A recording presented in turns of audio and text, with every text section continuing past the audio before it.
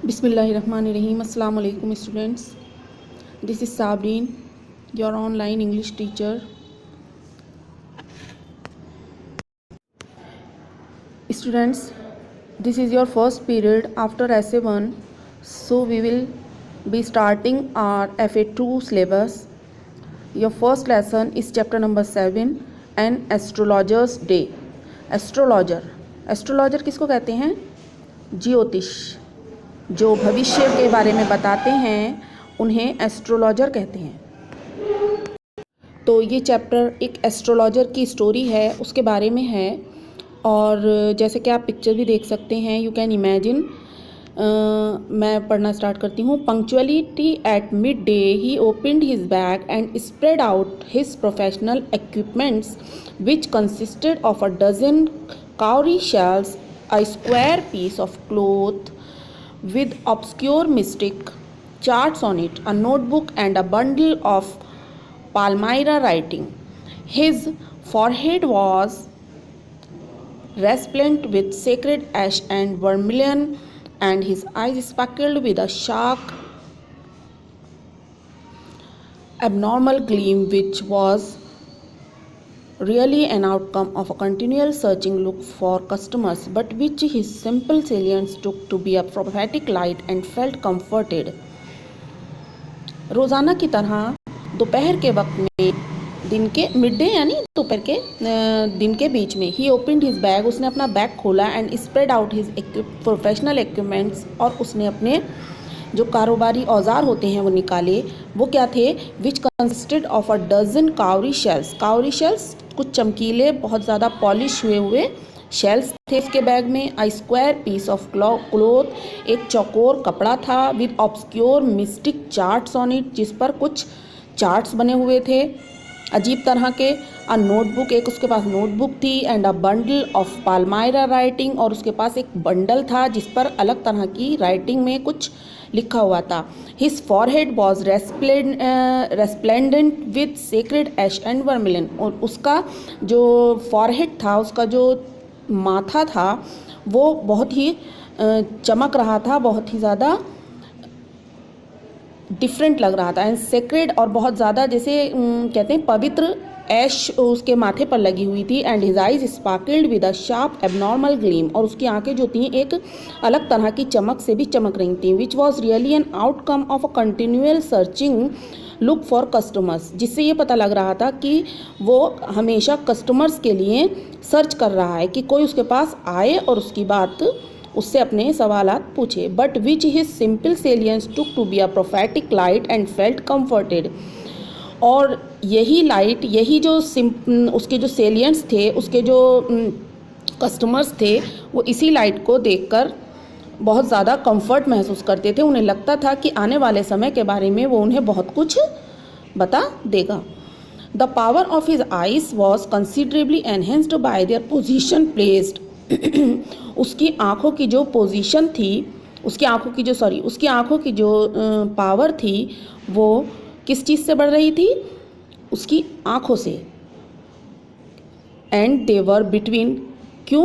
क्योंकि देवर between painted forehead, क्योंकि उसका जो फॉरहेड था वो पेंट हुआ था। एंड डार्क विस्कर्स, और उसकी जो मूछें थीं, डार्क काली काली मूछें, which stream down his cheeks, उसके गालों के बीच में।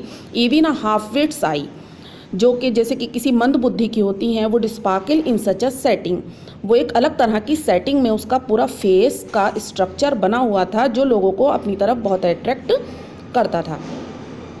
To crown the effect he wound a saffron coloured turban around his head. To crown the effect यानी अपने आप को और असरदार बनाने के लिए, he wound a saffron coloured turban, उसने एक सैफरन कलर की पगड़ी बांधी हुई थी, टर्बन पगड़ी, अराउंड हिज हेड, अपने सर पर। This colour scheme never failed, और जो उसकी कलर स्कीम थी, उसका फेस की, उसके जो फेस पर सब लगा हुआ था उसकी और उसकी पगड़ी की, ये कभी भी फेल नहीं होती। People were attracted to him as bees are attracted to cosmos और dahlia stars.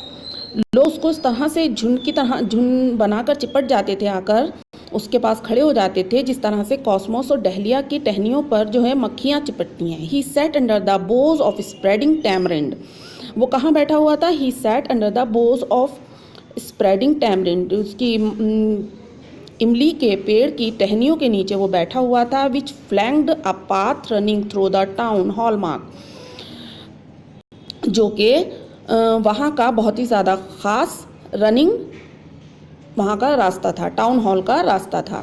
It was a remarkable place in many ways, वो एक ख़ास रास्ता था। A surging crowd was always moving up and down, वहाँ पर हमेशा क्राउड जो है ऊपर नीचे होता रहता था, मतलब वहाँ हमेशा क्राउड रहता था। This narrow road morning till night, रात में भी और दिन में भी। A variety of trades and occupations was represented all along its way, इस रास्ते में हमेशा कुछ ना कुछ बेचने वाले, कुछ ना कुछ किसी न किसी तरह के बिजनेसमैन और किसी न किसी तरह के वेंडर्स वहाँ पर हमेशा मौजूद रहते थे। मेडिसिन सेलर्स, दवाई बेचने वाले, एंड ऑफ स्टोलन हार्डवेयर, चोरी का सामान बेचने वाले, एंड जंक और कचरा वगैरह बेचने वाले, मैजिशियंस, जादूगर, एंड अबव ऑल और अलग अलग तरह के वेंडर्स वहाँ पर हमेशा रहते थे, मतलब वो क्राउड से रास्ता हमेशा भरा रहता था। An auctioneer of cheap cloth, एक सस्ते कपड़े बेचने वाला, created enough din all day to attract the whole town, जो कि अपने कपड़े बेचकर अपने दिन भर के लिए बहुत सारा सामान जुटा लेता था, वो भी वहाँ पर था। Next to him in vociferousness came a vendor of fried groundnut, next to him उसके बाद जो है वहाँ पर उसके बाद वहाँ पर एक वेसिफरसनेस केम, शोर मचाता हुआ लाउडली एक वेंडर आता है, और फ्राइड ग्राउंडनट, जो कि भुने हुए मूंगफली बेचता है। Who gave his ware a fancy name each day, और वो रोज़ आता था और रोज़ाना अपने सामान को, अपनी मूंगफलियों को अलग अलग तरह का नाम देता था। कॉलिंग इट बॉम्बे आइसक्रीम, किसी दिन उसको बॉम्बे आइसक्रीम कहता था one day, and the next day daily almonds, कि दिल्ली के बादाम, and on the third rajas delicacy, वो अलग अलग नाम अपनी मूंगफलियों को रोज़ाना देता था। And so on, and people flocked to him, और लोग उस पर झुंड बनाकर इकट्ठे खड़े हो जाते थे। A considerable portion of his crowd, और इसी क्राउड का एक बहुत बड़ा हिस्सा dallied before the astrologer too, उस ज्योतिष के पास भी खड़ा हो जाता था। डैलीड बिना वजह, जैसे हम बिना वजह कभी किसी के पास खड़े हो जाते हैं, हमें कोई काम भी नहीं होता है लेकिन बिना वजह खड़े हो जाते हैं, उसी तरह से dallied before the astrologer too. The astrologer transacted his business by the light of a flare which crackled and smoked up above the groundnut heap nearby, और जो ग्राउंड नट के ऊपर से जो स्मोक, जो धुआं और जो लाइट्स उठ रही होती हैं, उन्हीं लाइट्स के बीच में वो भी अपने बिजनेस का ट्रांजैक्शन उन लोगों से करता रहता था। Half the enhancement of the place was due to the fact that it did not have the benefit of municipal lighting. Half the enhancement of the place, उस जगह की ज़्यादा खूबसूरती किस वजह से थी?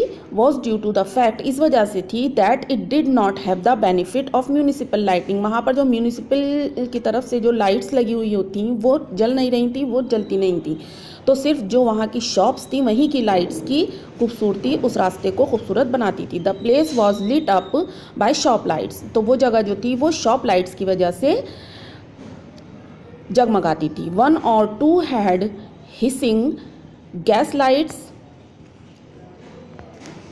some had naked flares such stuck on poles, कुछ लाइट्स ऐसी थीं जो नेकेड फ्लेयर्स, नेकेड नंगी, जिस पर कोई कवर नहीं होता है, अपनी किरणें ऐसे ही, अपनी लहरें ऐसे ही छोड़ देती थी बिना किसी कवर के। Some were lit up by old cycle lamps, और कुछ पर लैम्प्स लगे हुए थे। एंड वन और two like the astrologers managed without lights of their own, और कुछ एस्ट्रोलॉजर ने खुद मैनेज कर रखी थी वहाँ की lights. It was a bewildering crisscross of lights rays and moving shadows. bewildering वो क्रिस क्रॉस होता है ना, जैसे एक तरफ से तिरछी आ रही हैं लहरें, दूसरी तरफ से किरणें आ रही हैं लाइट की, इस तरह से bewildering criss cross of lights, light की रेज, लाइट की किरणें अलग अलग तरीके से आ रही थी वहाँ पर जहाँ पर वो एस्ट्रोलॉजर बैठा हुआ था। और अलग अलग तरह की वहाँ पर परछाइयाँ, मूविंग शेडोज, चलती फिरती परछाइयाँ आ रही थी। This studied the astrologer very well. इससे एस्ट्रोलॉजर को अपने काम करने में और ज़्यादा आसानी होती थी। For the simple reason that he had not the least intended to be an astrologer when he began life. जब उसने अपनी लाइफ शुरू की थी एस्ट्रोलॉजर की, तब उसका ऐसा कोई इरादा नहीं था। And he knew no more of what was going to happen. और वो कुछ नहीं जानता था किस बारे में, कि आने वाले वक्त में क्या होने वाला है। To others than he knew what was going to happen to himself next minute, क्योंकि उसको ये अपने आप को ही नहीं पता था कि उसके आने वाले वक्त में क्या होने वाला है। तो वो दूसरे लोगों के बारे में कैसे बता सकता था कि दूसरे लोगों की लाइफ में आने वाले वक्त में क्या होने वाला है। लेकिन उसने ये अपना बिजनेस बना लिया था और वहाँ के माहौल के हिसाब से अपने आप को, अपने बिजनेस को बहुत ज़्यादा एक्सटेंड कर रहा था। He was much a stranger to the stars. वो स्टार्स के बारे में, तारों के बारे में कुछ नहीं जानता था। As were his innocent customers, जिस तरह से उसके कस्टमर्स इनोसेंट थे, स्टार्स के, तारों के बारे में कुछ नहीं जानते थे, वो भी कुछ नहीं जानता था। Yet he said things which pleased and astonished everyone. लेकिन फिर भी वो जो बातें कहता था वो सबको खुश करती थी, प्लीज़ करती थी, एस्टोनिश्ड करती थी, खुशी देती थी। That was more a matter of study.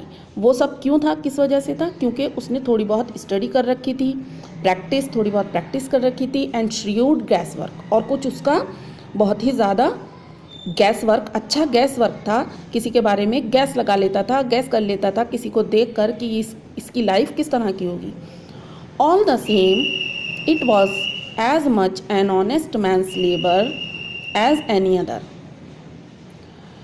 इस सब के बीच में, इस सब के साथ साथ, ऑल द सेम, इस सब के साथ साथ, it was as much an honest man's labour, वो भी मेहनत करता था, as any other, and he deserve the wages he carried home at the end of the day.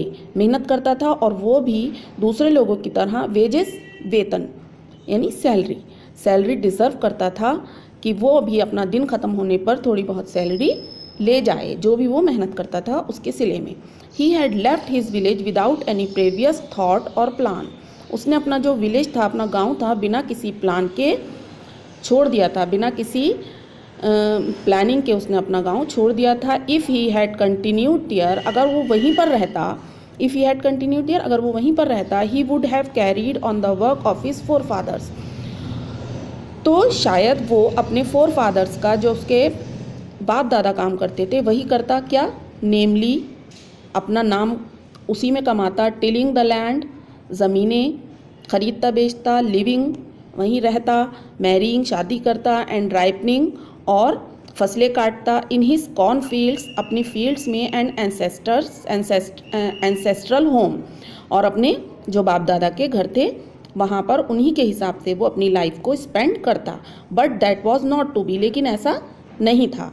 He had to leave home without telling anyone, उसने बिना किसी को बताए अपना घर छोड़ दिया था। And he could not rest till he left it behind a couple of 100 miles, और जब उसने घर छोड़ा तो उसने 100 मील तक चलता रहा और उसने बिल्कुल भी आराम नहीं किया। टू अ विलेजर, एक विलेजर के लिए, it is a great deal, ये बहुत बड़ी बात है। As if an ocean float between, जैसे कि उसको कोई सागर पार करके जाना हो। मतलब कहने का मीनिंग है कि वो अपने गांव से जो आया था तो शहर आकर उसको अपनी लाइफ को नए तरीके से सेटल डाउन करना एक बिल्कुल समुद्र पार करने के बराबर था। He had a working analysis of mankind's troubles, उसका जो दृष्टिकोण था मानवता की तरफ, मानवता के दुखों को दूर करने का, marriage, money and the tangles of human ties, लोगों की परेशानियों को दूर करने का उसका दृष्टिकोण था। Long practice and sharpened his perception, long practice, बहुत लंबी प्रैक्टिस, और उसने अपने दृष्टिकोण को शार्प किया, इससे उसके काम में और ज़्यादा अच्छाई आ गई और ज़्यादा उसका काम अच्छा हो गया। विद इन 5 मिनट्स, 5 मिनट में he understood what was wrong, उसे पता लग जाता था कि क्या गलत हो रहा है। ही चार्ज 3 पाइज पर question, never opened his mouth till the other had spoken for at least 10 minutes. वो जब किसी की बात सुनता था तो पूरे 10 मिनट तक दूसरे की बात सुनता था और तब तक बिल्कुल भी नहीं बोलता था, और एक क्वेश्चन के लिए वो 3 पाई चार्ज करता था, which provided him enough stuff for a dozen answers and advice. जो कि जब वो 10 मिनट तक दूसरा बोलता था तब वो तब तक खामोश रहता था उसकी बात सुनने के लिए, और वो टाइम उसके लिए काफ़ी होता था कि वो अपने मन में बहुत सारे आंसर्स बना लेता था दूसरे के सवालों के जवाब देने के लिए। When he told the person before him gazing at his palm, जब वो किसी का हाथ देखता था, गेजिंग हिज पाम, उस गौर से उसका हाथ देखता था और किसी को बताता था, in many ways you are not getting the fullest result for your efforts, तुम जितनी मेहनत करते हो तुम्हें उसका फल नहीं मिलता। 9 out of 10 were disposed to agreed with him, और 10 में से 9 लोग जो हैं तुम्हें पसंद नहीं करते, तुम्हारी बात से एग्री नहीं होते। और ही क्वेश्चन, और वो सवाल करता, is there any women in your family, क्या तुम्हारी फैमिली में कोई औरत है, maybe even a distant relative, हो सकता है कोई पास की ही रिश्तेदार हो, who is not well dispose towards you, जो तुम्हें पसंद ना करती हो। और he gave an analysis of character, और वो उसके कैरेक्टर का एनालाइज भी देता था। Most of your troubles are due to your nature, तुम्हारी ज़्यादातर परेशानियाँ तुम्हारे नेचर की वजह से हैं। How can you be otherwise with Saturn where he is, you have an impetuous nature, तुम्हारा जो नेचर है वो एक इम्पेशियस नेचर, इम्पेशियस जल्दबाज जो होते हैं, बिना सोचे समझे कोई काम कर लेते हैं, impetuous nature and a rough exterior. This endeared, ये सारी बातें वो अपने कस्टमर्स से करता था। This endeared him to their hearts immediately, और इसकी वजह से ही वो लोगों के दिल को अच्छा लग जाता था, क्योंकि जब हम किसी को हमें किसी के बारे में कोई बात पता नहीं होती है और अगर हम उसको बता दें तो वो हमारी तरफ अट्रैक्ट होता है कि हमें उसकी बात कैसे पता। बिल्कुल यही वाली टेक्निक वो यूज़ करता था। For even the mildest of us, हम में से बहुत कम लोग ऐसे थे, loves to think that he has a forbidding exterior, कि जब वो गलत कह रहा है उसकी बात को का इनकार करने, बहुत कम लोग उसकी बात का इनकार करते थे, ज़्यादातर लोग जो थे वो उसकी बात से एग्री करते थे, उसके कस्टमर्स।